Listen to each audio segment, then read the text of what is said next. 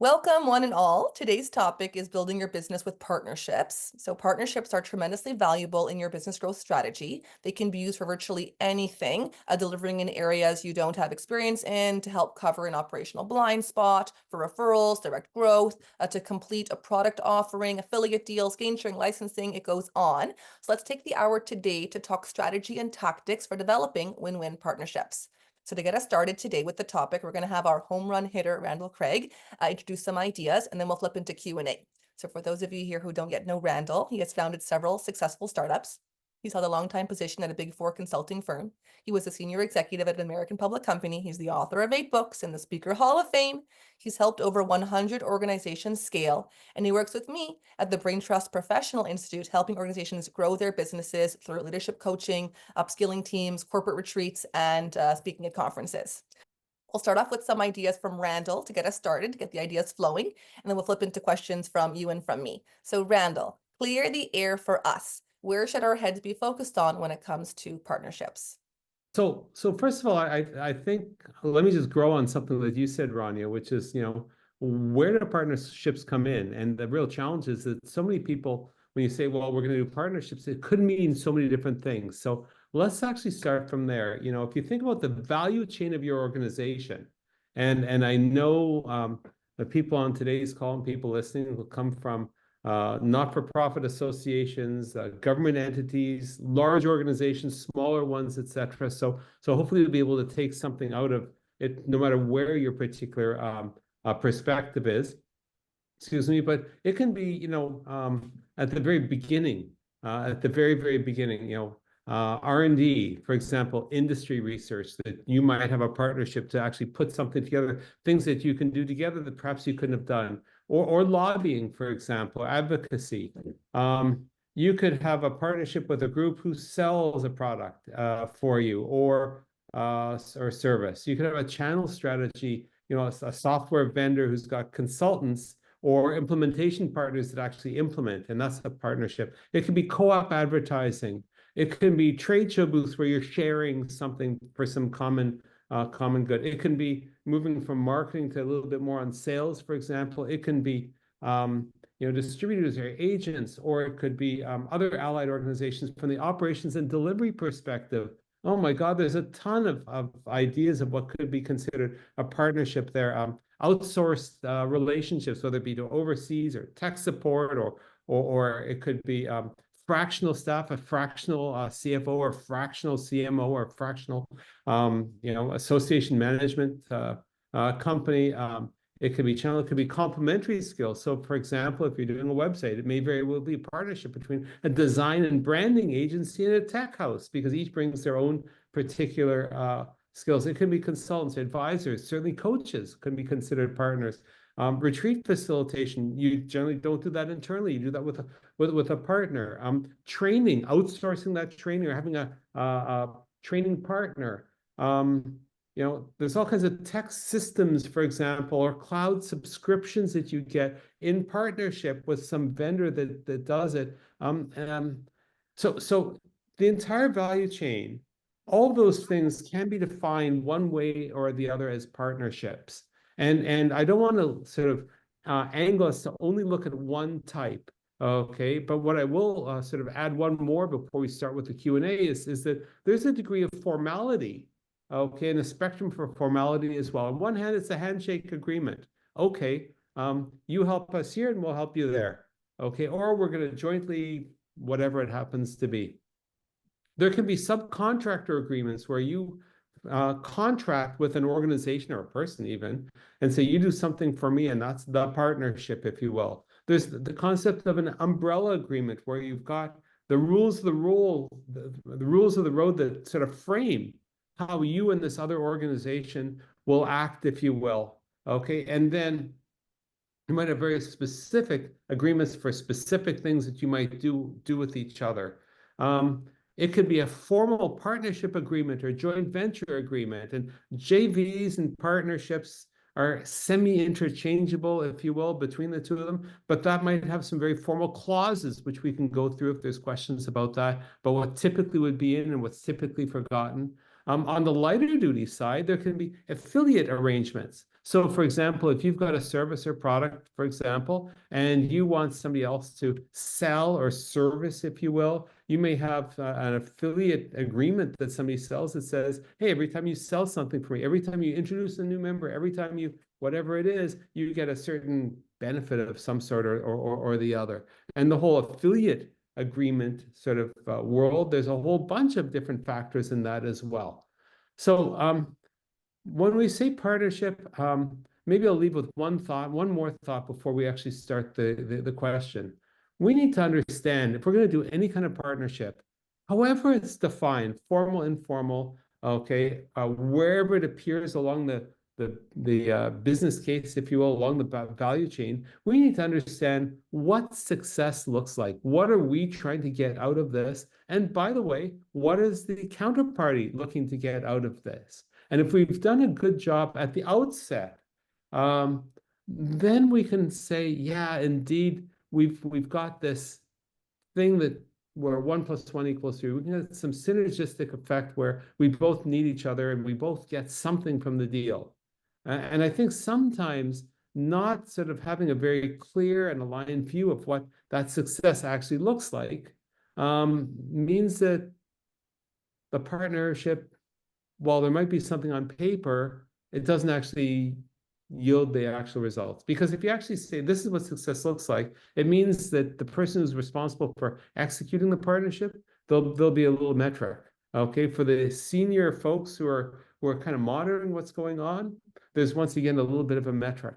And so at the very beginning, answering that question rather than saying, yeah, we should do partnership, yeah, we should do a partnership, it's a lot greater likelihood that there's going to be success. So I could probably talk for an hour and a half. I probably could even done slides and we could have made this a webinar, but I think it's more interesting to answer people's questions, and that'll take us in the direction that would be of value for everyone here, and for anyone listening, of course, shoot us an email. We're happy to answer the questions as well. So let me send it back to Rania, and let's see where it takes us. In terms of my own questions, I want to say that we actually recorded a Q&A session on the subject of business development a few months back, which is available on our website, and which I can send you, where we did talk about questions related to partnership. So I tried to make sure for myself to not double ask Randall the same questions here. So that was a challenge to put on myself.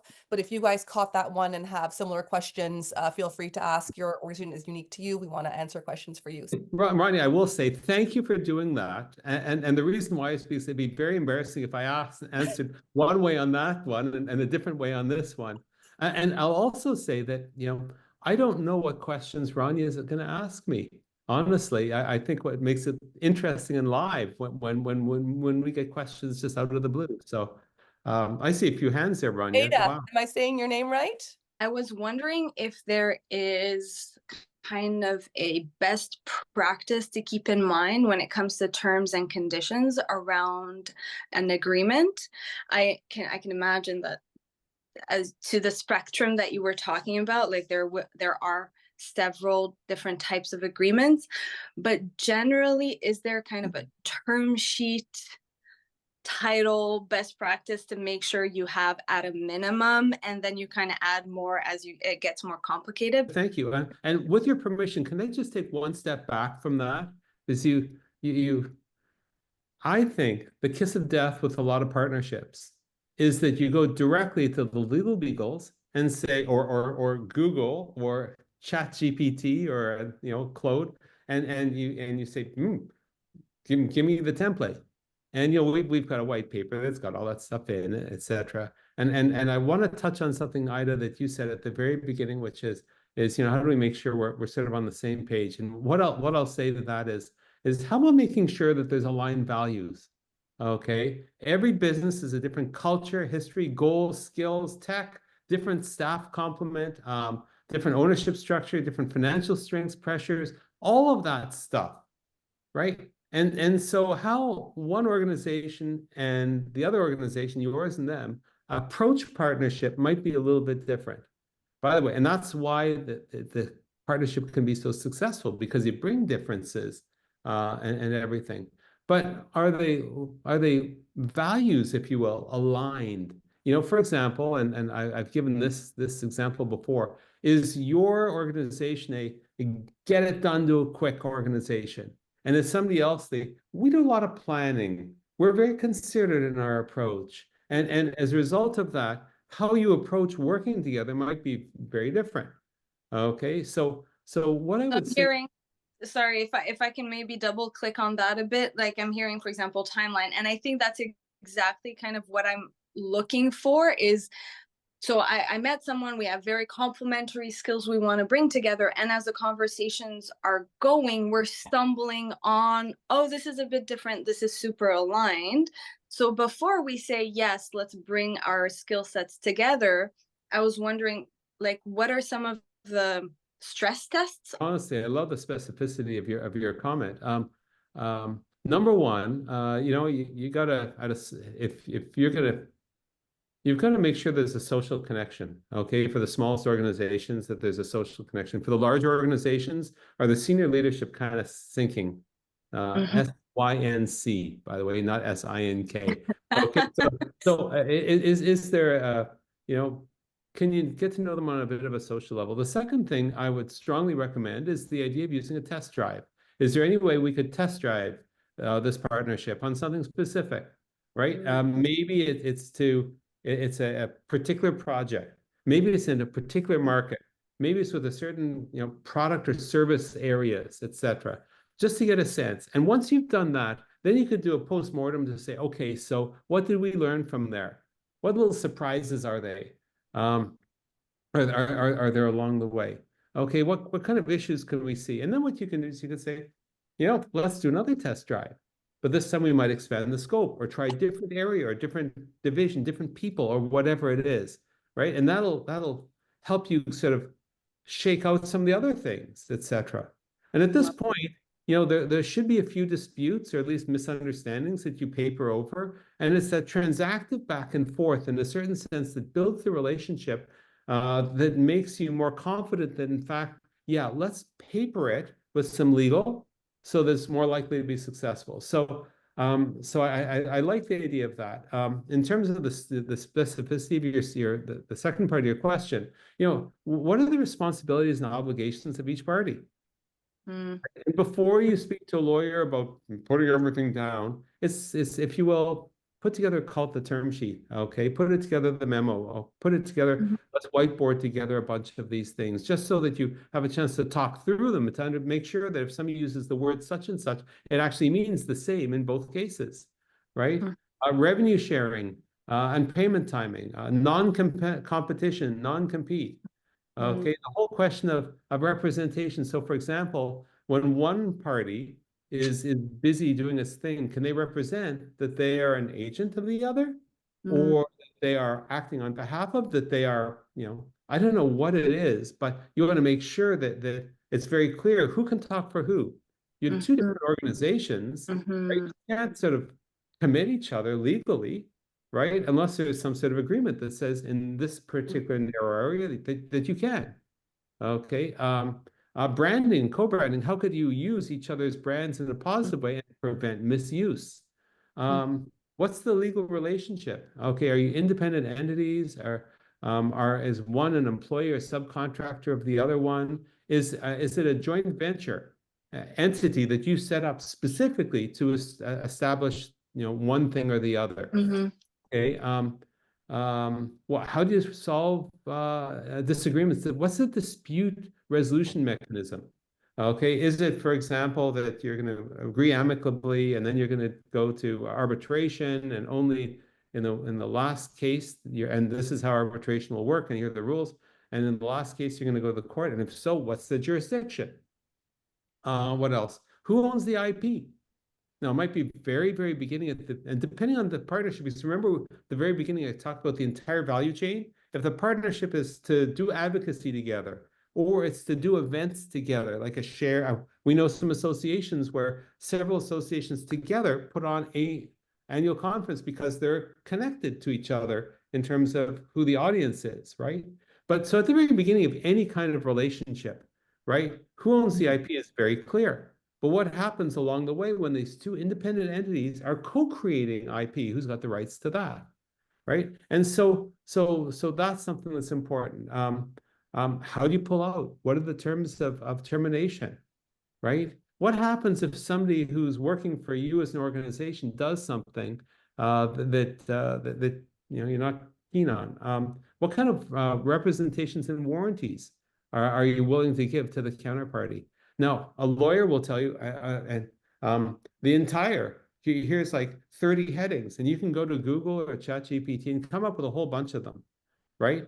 But my view is for great partnerships, how do you make it so that we transition from that's an idea to let's do a test drive of the pilot, if you will, okay, to let's do a little bit more, to a little bit more, to eventually, boy, we've actually got something where truly both organizations are really, really humming because it makes sense, right? Here's That's something. great. Yeah. Now I'm on a roll here, Ida. I'm on a roll here. What happens when what was the first thing? Revenue sharing and payment timing, right? And you make a deal, and it's very good. And then 2 years later, one organization seems to be making most of the money, and the other one is kind of not. Okay. At what point do you think the anger between the one who seems to not making money is going to start dealing with the upsetting the apple cart, right? So in this particular case, I would say a very successful partnership is one where there's a mechanism for those kind of check-ins. Okay, are these things that we're happy with? Have things 6 months down the line and a year down the line, did they transpire in a way we didn't expect, right? Are both parties happy with what's actually with what's actually happening? Excuse me, on the financial terms as well as the operational terms, if you will, of it as well. And if anything is like 2 degrees off, right? Let's say somebody is not very truthful.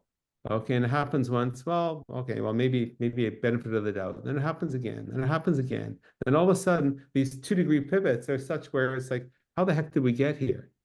So the idea of the mid-course corrections are ones where you have the conversations at the most senior level to make sure, hey, how are things going here? Okay, so up here, there's that conversation. Down here is where it's actually happening, right? And they can have a conversation separate from the emotion of what's happening with the people actually living and working on the actual partnership, however that partnership's defined, right?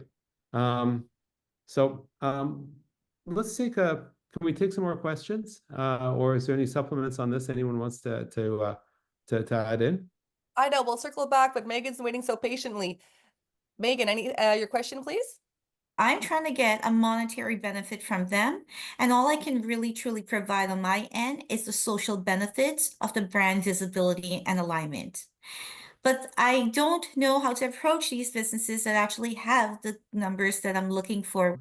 What I would say is this, Megan, and maybe blunt for a moment. We use partnerships in so many different ways. And the way we want to use partnerships is different from what the counterparty might see. So you might be talking about what you're talking about, and what they might be hearing is, gee, she's a salesperson trying to extract dollars. She's just a stupid salesperson. Right? And so it's so hard to sort of zip across there because many people talk about partnerships in terms of sales. And I think that's wrong. In the association space, it's particularly wrong. So I'm going to make a suggestion. You probably tried this already. Okay, if not, if so, I'll come up with something else.